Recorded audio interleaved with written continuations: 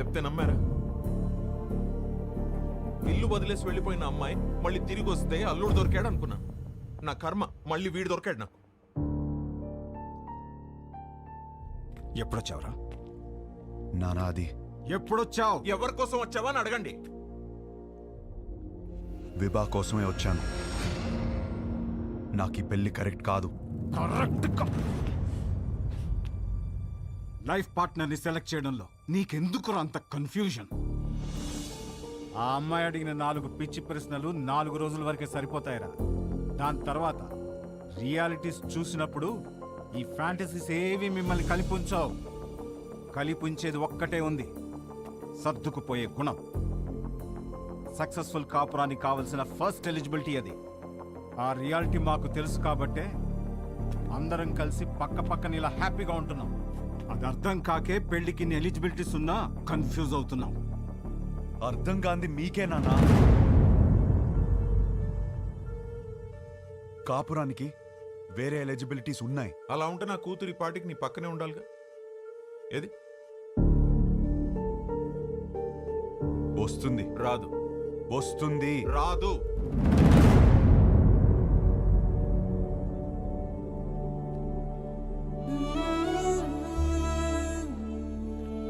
వీడినే నువ్వు కలవబోతుంది. గుర్తుందా పేరు? హర్ష. 3 రోజులు పెళ్లి వాడికి. ఎంగేజ్మెంట్ పెట్టుకుని అప్పుడు నన్ను వచ్చి కలిశాడు. ఇప్పుడు పెళ్లి పెట్టుకుని నిన్ను వచ్చి కలిశాడు. అసలు తిన్నగా రాడా వీడెప్పుడు? అయినా వీడి దగ్గరే నీకు అన్ని దొరుకుతాయని నమ్ముతున్నాను. Is it?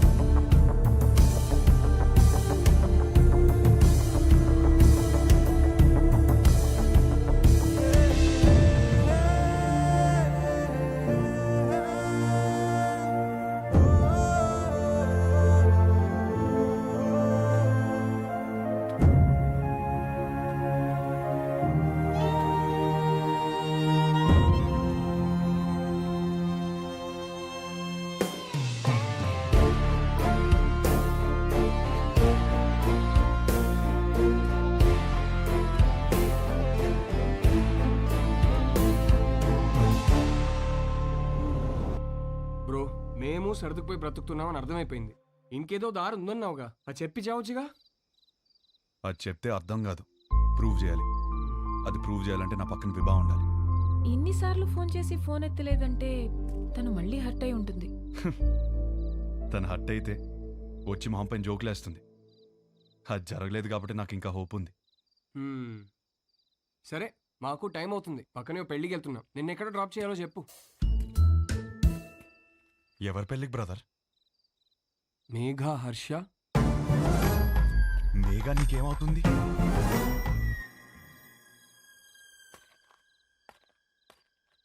నా కజిన్ బ్రదర్. నువ్వు?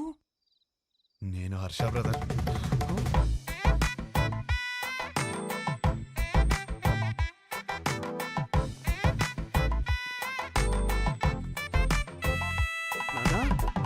ఏంటి నాన్న నీ ప్రాబ్లము? మేఘాన్ని చేసుకుంటే లైఫ్ ఎంత బాగుంటుందో తెలుసా? చెప్పు నీ మనసులో ఏదో ఉంది, చెప్పురా నాకు ఒకసారి చెప్పు. ఈ పెళ్లి చేసుకుంటే నీతో కాపురం చేసినట్టు ఉంటుందిరా. నాతో కాపురం చేసినట్టు ఉంటుందా? ఎంత బాగా చూస్తున్నారా నిన్ను. చోకొట్టి పడుకోబెట్టాను, ఊకొట్టి లేపాను, ఎప్పుడంటప్పుడు మ్యాగీ నూడిల్స్ పెట్టాను. ఇంకా ఆపరా. For the first time I think I need a shoulder రా. For the first not the shoulder I want, but రేయ్, when nothing is available, go for the reachable. Come on.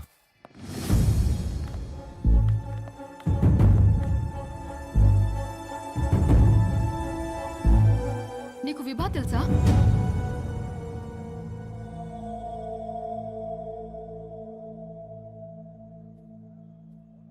అరే, తెలియకపోవడం ఏంటి?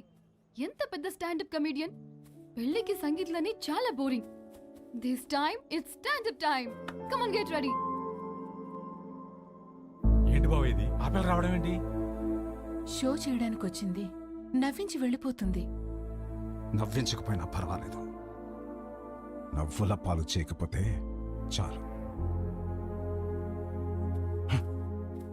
హర్ష, విభా బాగా hurt అయి ఉంటుంది. ఇప్పుడు ఎలాంటి జోక్స్ వేస్తుందో ఏంటో. ఆ జోకులు నీ మీద మాత్రం వేయకూడదని కోరుకుంటున్నా.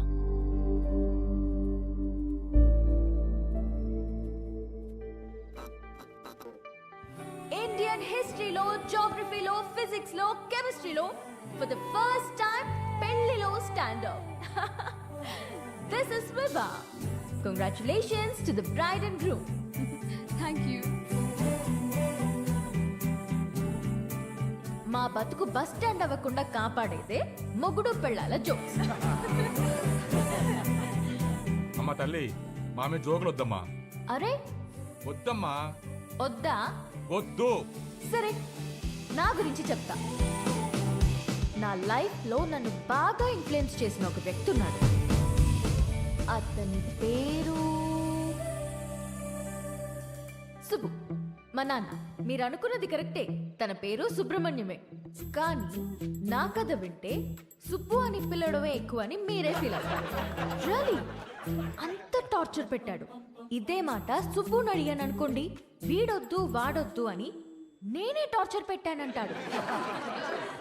మరి పెళ్లి కొడుకుల్ని పేక ముక్కల్లా చూపిస్తూనే ఉన్నాడు.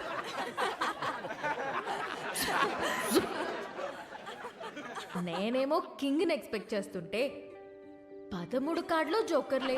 13 జోకర్లనే చూపిస్తుంటే నేనేం చేస్తాను? కేంద్రా నింజా. అప్పుడు వచ్చాడు నా రాజకుమారుడు.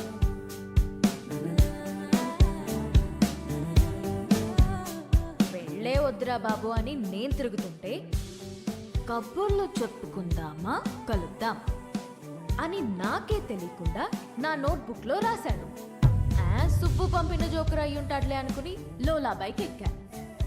వాడు చెప్పాడు కబుర్లు. రోజంతా టైమే తెలియలేదు. దిగాక తెలిసింది వాడు లోలా వాడు కాదు, ఆ బుక్ లో రాసిన అవులాగాడు. సుబ్బు పంపిన వాడికి అంత బుర్ర ఉండదే అనుకుని దమ్ముంటే కలువన్నాను. వాడి సంగతి తేల్చేద్దామని రమ్మన్నా.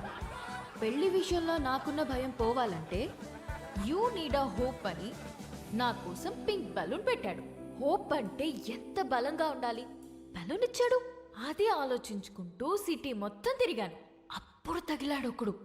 చుట్టూ పొదలు, మనుషులు లేరు. వెన్నులో వణుకు మొదలైంది. ఏం కావాలరా అని అడిగితే ఒక్క ఛాన్స్ ఇమ్మన్నాడు. ఎలాగో ఎస్కేప్ అయ్యి ఇంటికొచ్చాను గాని వణుకు మాత్రం తగ్గలేదు. ఎవరితోనైనా మాట్లాడితే భయం పోతుందని కాంటాక్ట్ లిస్ట్ మొత్తం వెతికాను. ఎవరికే చేయాలనిపించలేదు. సుబ్బుకి చేద్దామంటే అక్కడికి ఎందుకు వెళ్ళావు, అక్కడేం పని నీకు అని మొదలెడతాడు. నా సిచ్యువేషన్ని అర్థం చేసుకోడు. సడన్గా ఒంటరిగా ఉన్నానని అనిపించింది. కాంటాక్ట్ లిస్ట్లో ఎన్ని వందల పేర్లు ఉన్నాయని కాదు, అవసరమైనప్పుడు మన ఎమోషన్స్ని షేర్ చేసుకోవడానికి మనకంటూ ఒకడు ఉండాలి. అందుకే పెళ్లి చేస్తారేమో. అప్పుడు వచ్చింది మెసేజ్ వాడి దగ్గర నుండి, calm down, you're not alone అని. ఆ ఒక్క మాట నాకు ధైర్యాన్ని ఇచ్చింది. నిద్రపోయే వరకు జోజో పాడమన్నాను. పాడుతూనే ఉన్నాడు. చాలా రోజుల తర్వాత ప్రశాంతంగా పడుకున్నాను. కొన్ని సంవత్సరాలుగా మా నాన్న వల్ల లోపల పేరుకుపోయిన భయాలన్నీ ఒక చిన్న పిట్ట కథ చెప్పి అలా తీసేశాడు.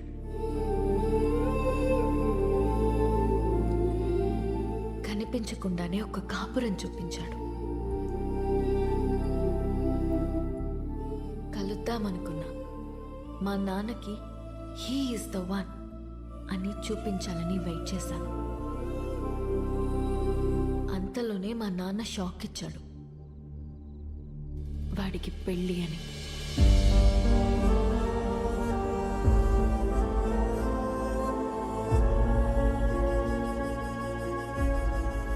ఎప్పుడూ లేనిది నా కళ్ళల్లో కన్నీళ్ళు. వాడు నన్ను మోసం చేశాడని కాదు, ఎప్పుడో నేనన్న మాట పట్టుకుని వాడు నా కోసం వచ్చాడా? నా కోసం ఒకడు పుట్టుంటాడు అనుకున్నాను, కానీ నా మాటల్లోంచి ఒకడు పుట్టొచ్చాడా? పడిపోతున్న నన్ను నిలబెట్టడం కోసం అంత తాపత్రయపడ్డా? హోల్డ్ యువర్ స్మైల్ అన్నాడు. నా కోసం తన ఫ్యామిలీని ఒప్పించాలని ఒంటరిగా కష్టపడుతున్నాడా? వాడి గురించి తలుచుకుంటుంటే ఇప్పుడు కూడా కన్నీళ్ళు ఆగట్లేదు.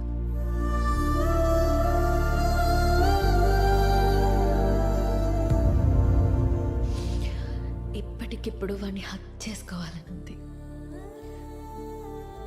కానీ వాడి హక్ నాకు ఈ లైఫ్లో దొరుకుతుందో లేదో తెలియడం లేదు.